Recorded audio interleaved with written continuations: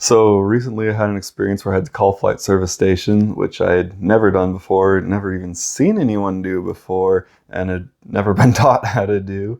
But I was solo and I needed their help. So I don't really know if I did the right thing at all. And I asked my CFI afterwards if he could give me any pointers, and he said, well, I never really call flight service stations either. So putting it out to you guys to explain to me in the comments, and we'll see what all the random YouTube pilots think.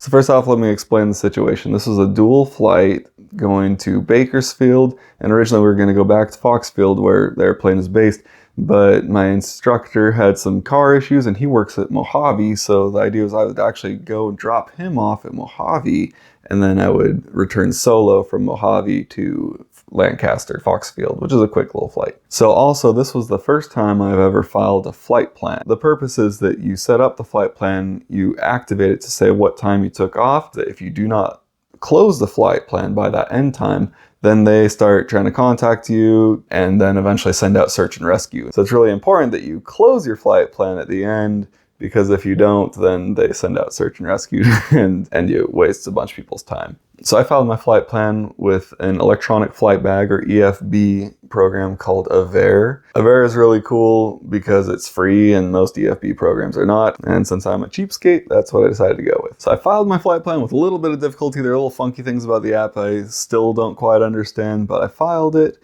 And then I made my flight. We went to Bakersfield. It was a great flight. Landed at Mojave, and I dropped off Justin. And as I was taxiing back, I realized, oh shoot, I didn't close my flight plan yet, because my flight plan only went to Mojave. I didn't include the last hop to Foxfield on it. Oh, I'll close my flight plan.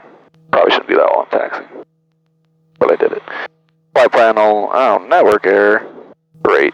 I figure it's not a huge deal because you can also call up 1-800-WX-BRIEF and close the flight plan via the phone. So I figured, okay, I'm already taxiing. Let's go ahead and fly to Foxfield. When I land, I'll give him a call and I'll close my flight plan. So as I was climbing out, I got this phone call from some number I didn't recognize. And obviously it's not a good time to take a call, so I just kind of ignored it and kept flying. Getting a phone call. I'm going to decline that. Let's try one more time to close my flight plan. After a couple minutes, I realized, oh shoot, I don't remember what time my flight plan was supposed to be closed. I might be late to close, and that might have been the search and rescue people or whoever it is that initially calls you, trying to figure out where I am, if I'm still alive, and if they need to send out search and rescue. Oh shoot, that phone call might have been flight service station trying to call me to cancel my flight plan. Maybe I'll try to call Riverside.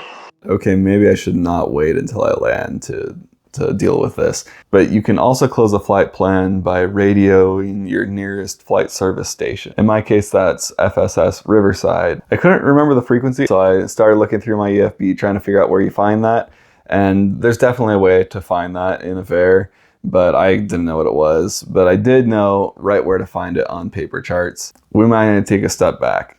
Okay, for all you ForeFlight pilots, this is called a paper chart. Oh shoot, we might need to take a step further back. Okay, for our younger viewers, this is called paper.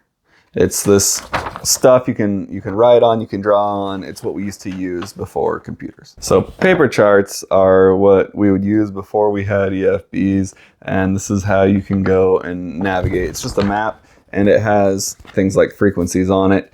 And I didn't know where to find the frequency in my EFB, but fortunately I knew exactly where to find it in the paper chart.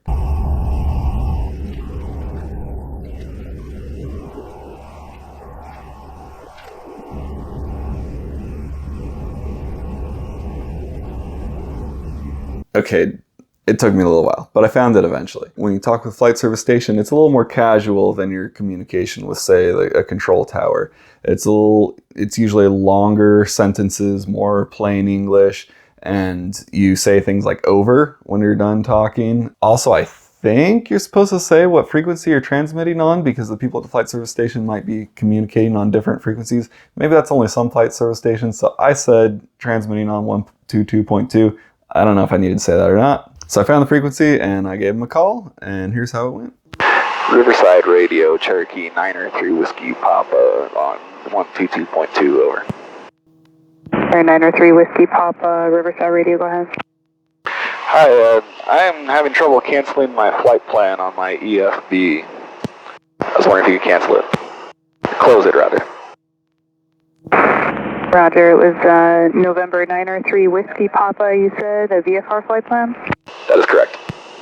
I'm not seeing anything here under that tail number. Would it be under any call signs, or what airport was it into? It was into Mojave, Mike Hotel Victor. It's possible I never opened it properly, and that's why I can't close it. We do have a flight plan into Mojave for AC552. Oh, yes. William J. Falk. Pilot name of Nathan Wanacott. Is that you? Yes, that is me, thank you. Okay, so here's what that's all about. And I really don't know if I did this right at all. I think I did something wrong. Basically, when I tried to file my flight plan in Avare, I initially entered my tail number as November 903 Whiskey Papa, and it said, that's not a valid ICAO identifier. And that was kind of confusing to me. It still is confusing to me. It's asking for this ICAO number that I don't really know what it is. So I went and just looked for any sort of other identifying number that maybe is what I'm supposed to put in there. I found this Mode S transponder code in hexadecimal. It fit the format that Avare was looking for. So I put it in and it worked.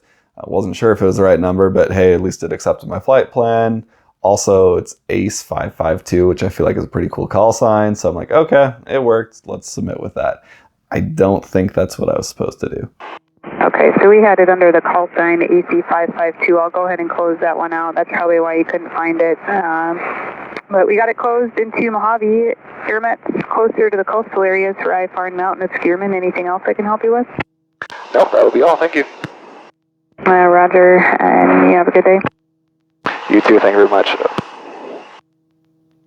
Cool, I'm a little proud of myself. But as you can see, they found me eventually. We closed the flight plan and we were good to go. So later I did a reverse lookup on that phone number, and that is an FAA related number. That's the number that you call to create or cancel a notice to airman, or NOTAM. So given that it is a number associated with the FAA or LIDOS or something like that, I assume that that was them calling about me being late to close my flight plan. So anyway, let me know how I did on the communication, but also if anyone's filed flight plans with Avare and can tell me any tips and why I couldn't put my N number in there, I'd really appreciate it. Thanks for watching. Please put your comments in the comment section so I can learn from you. And if you wouldn't mind, like and subscribe, and have a good day.